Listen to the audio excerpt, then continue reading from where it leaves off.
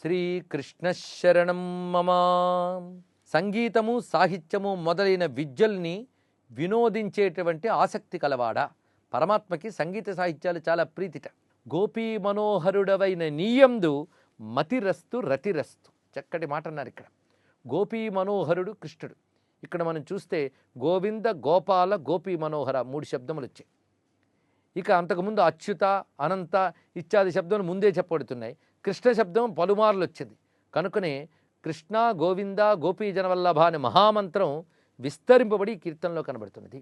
గోపాల తత్వాన్ని సంపూర్ణంగా ఆవిష్కరించింది. ఇది ఒక మంత్రమయమైన గీతం. దీన్ని శ్రద్ధగా చదువుకున్న గోపాల మంత్ర స్మరణమే. ఏం కోరుకుంటున్నారో చూడండి. ఇక్కడ యజ్ఞపత్నులు లేదా యజ్ఞపత్నులు కోరుకుంటున్నారని చెప్తూ నారాయణ తీర్థులు కోరుకుంటున్నారు. భక్తులందరూ కోరుకోవాలని చెప్తూ ఉన్నారు. ఏమిటది అంటే, గోపీజనవల్లభుడైన గోవిందుడివైన నీయందు ఓ కృష్ణ మతిరస్తు, మా బుద్ధి ఉండుగాక. ఆ భగవంతుని యందే మా బుద్ధి ఉండాలి. మతిరస్తు అంటే ఏకాగ్రంగా నిన్నే తెలుసుకుంటూ ఉండాలని ఒకటి. రతిరస్తు అంటే నీయందే ప్రేమ ఉండాలి, నీయందే ఆసక్తి ఉండాలి. కనుక హృదయము బుద్ధి ఈ రెండూ కూడా పరమాత్మ యందు ఉండాలని చెప్పడమే మతిరస్తు రతిరస్తు. అలా ఉంటే ఏం జరుగుతుంది? మంగళం భవతు మమ, నాకు మంగళము కలుగుతుంది. ఎవరు బుద్ధి ప్రేమ భగవంతుని యందు ఉంటాయో వారికి ఇహంలో పరంలో కూడా మంగళములు కలుగుతాయి. అందుకే మతిరస్తు రతిరస్తు మంగళం భవతు మమ బాలగోపాల. తారక సమ ముక్తహారకం, నక్షత్రాల్లాంటి ముత్యాల మాలని ధరించినటువంటి వాడు. ఒక్కొక్క ముత్యం ఒక్కొక్క నక్షత్రంలా ఉందిట. అలాంటి ముత్యాల మాలను ధరించినటువంటి వాడు భక్త కారుణ్య రసపూర ధారకం. ఇక శరీరం నీల మేఘంలో ఉంది కదా, మేఘం నిండా నీరున్నట్లుగా స్వామి నిండా కరుణ ఉంది అని మన అనేక మార్లు చెప్పుకున్నాం. ఆ కరుణ ఎవరి పట్ల కరుణ? భక్త కారుణ్య, భక్తుల పట్ల కారుణ్యాన్ని చూపించేటువంటి ఆ రసమయమైన విగ్రహం అది. ఆ కరుణారసంతో నిండిపోయినటువంటి స్వరూపము. నారదముని క్షేమకారకం, నారదమునికి క్షేమాన్ని కలిగించే రూపంట. నారదుడు నిరంతరం కృష్ణ రూపాన్ని ధ్యానిస్తూ ఆనందపడుతూ ఉంటాడు. అసలు కృష్ణ రూపం ధ్యానమే ఆయన క్షేమం, ఇంకోటి క్షేమం అనుకోడు ఆయన. ధీర నారాయణ తీర్థ తారకం. ధీరులు అనే మాటకి ఆత్మజ్ఞానులు అనేది సరి అయిన పదం. చెక్కు చెదరకుండా పరమాత్మ యందు మనస్సును నిలిపేవారు ధీరులు. అలాంటి ధీరుడైన నారాయణ తీర్థుడైన యతిని తరింపజేసేవాడు శ్రీకృష్ణ పరమాత్మ.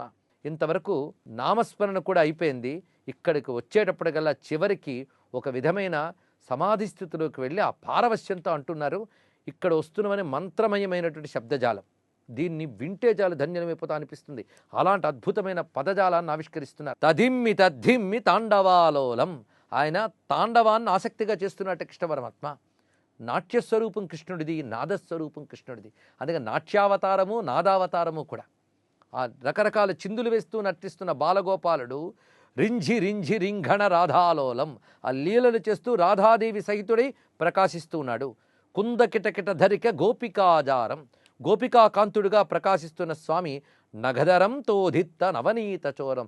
నగధరుడు అనగా మందర పర్వతాన్ని తన కూర్మావతారం అనుకోవచ్చు, లేదా గోవర్ధన గిరిని ఎత్తబోతున్న దివ్య రూపం గనక నగధరం అంటే గోవర్ధన గిరిని ఎత్తినవాడు. నవనీత చోరం, వెన్న దొంగిలించినటువంటి రూపం. అటువంటి కృష్ణుని త్వామహం కలయామి ధీరం అనామయం. అలాంటి స్వామిని ధీరుని అనామయుని 2 శబ్దములు వేశారు. కృష్ణావతారం ధీరావతారం. అనామయం, ఆమయం అంటే జబ్బు అని అర్థం. అనామయం అంటే ఏ జబ్బు లేనివాడు. అంటే ఆయన శరీరంలో అవలక్షణాలు లేవు, మనస్సులోని అవలక్షణాలు లేవు. అజ్ఞానమే పెద్ద ఆమయం. ఆ అజ్ఞానమనే ఆమయం లేని జ్ఞానస్వరూపుడు కనుక అనామయం. సకల కామదం భువి సంతతమానంద తాండవాలోలం. ఈ ప్రపంచంలో నిరంతరం ఆనంద తాండవం చేస్తూ ఉంటాట. ఈ ఆనంద తాండవం ఎప్పుడూ చేయడం కాదు, సంతతమానంద తాండవాలోలం. సద్గుణమణిగణ భూషణ జాలం.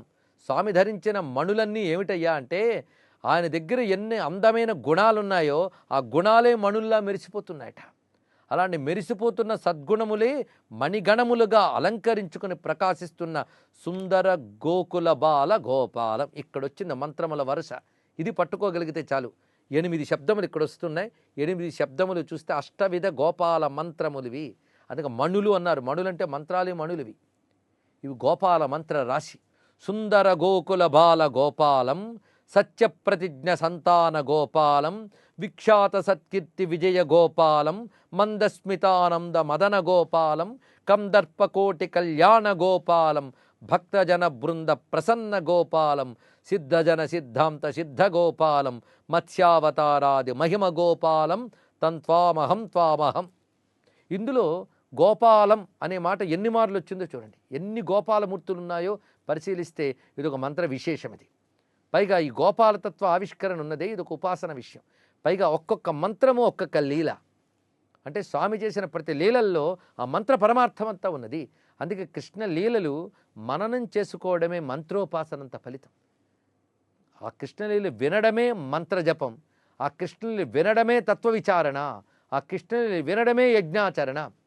అందుకే కలియుగంలో కృష్ణలీల వింటే చాలని ఎందుకన్నారంటే అదే యజ్ఞాలు చేయడం, అదే మంత్ర జపం, అదే ధ్యానం. అందుకే కృష్ణ కథని మించిన గొప్ప యోగం లేదు.